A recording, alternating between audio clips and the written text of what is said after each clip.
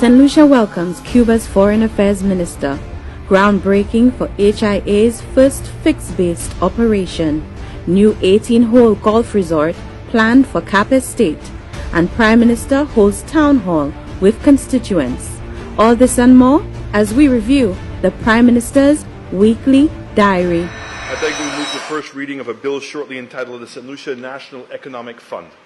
On Tuesday, June 11th, Prime Minister and Minister for Finance, Honorable Alan Michael Chasney, introduced a bill before Parliament to establish the Saint Lucia National Economic Fund.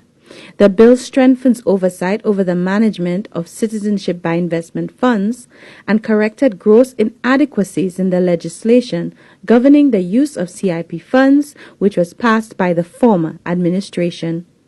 As he presented the bill, the Prime Minister explained that presently the Citizenship by Investment Act, passed in 2015, establishes the Saint Lucia National Economic Fund. However, the present administration felt it necessary to strengthen the legislation as the fund operates outside of the consolidated fund.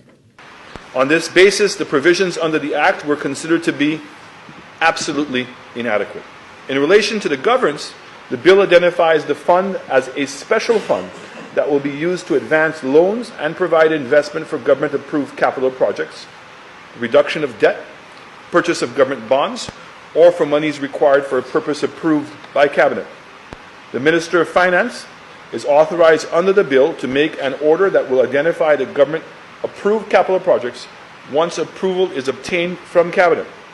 The monies of the fund will be the qualifying investments of cash that is currently stated under the Act, and these monies will be deposited to the credit of the minister in the financial institution approved by the Minister.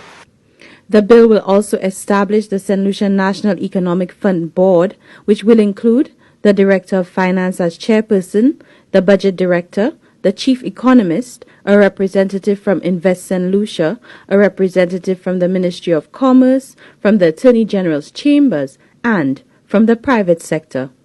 The board will also have to submit independent auditors and annual reports. Cuba and Saint Lucia's relationship was further cemented by the visit of Minister for Foreign Affairs of the Republic of Cuba, His Excellency Bruno Rodriguez Parilla, on June 12th. Upon arrival, His Excellency had an extensive meeting with Prime Minister Alan Chasney and Minister responsible for External Affairs, Honorable Sarah Flood-Bogra. Saint Lucia has had diplomatic relations with Cuba for 40 years, and the visit reaffirmed the historical bilateral ties between our two countries. The Prime Minister also took the opportunity to thank Cuba for the continued support in the areas of healthcare, agriculture, and education. First of all, we're very grateful for the support that we continue to receive from Cuba. I want to assure you that we know how difficult it is, and yet you still continue to live up to your commitments. And so we really want to express our sincerest thank you and appreciation.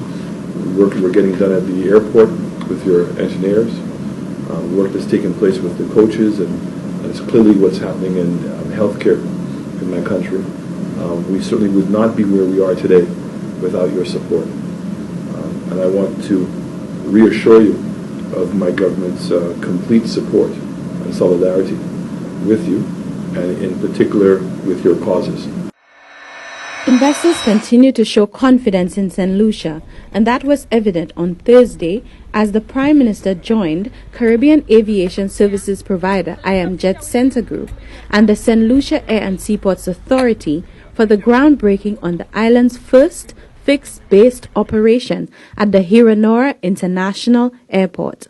The operation will provide premium services to private and corporate aircrafts and will consist of a 7,000 square foot terminal with dedicated in-house customs and immigration, premium lounge spaces, a meeting room, crew rest area, and security screening.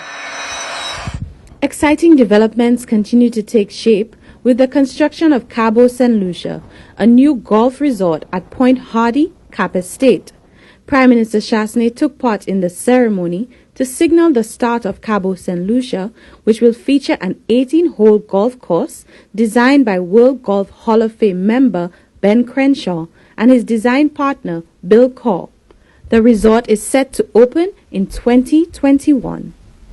We've been so blessed to get to look all over the world for sites for golf, and we have an amazing site in Nova Scotia, Canada, that we've built over the last 15 years, and I sort of had these pangs of thought that we would never find a site that was as beautiful as the one we worked on at Cabot Cliffs. And I remember Allie and I stood up here and we looked around, and Allie said, "This feels like it."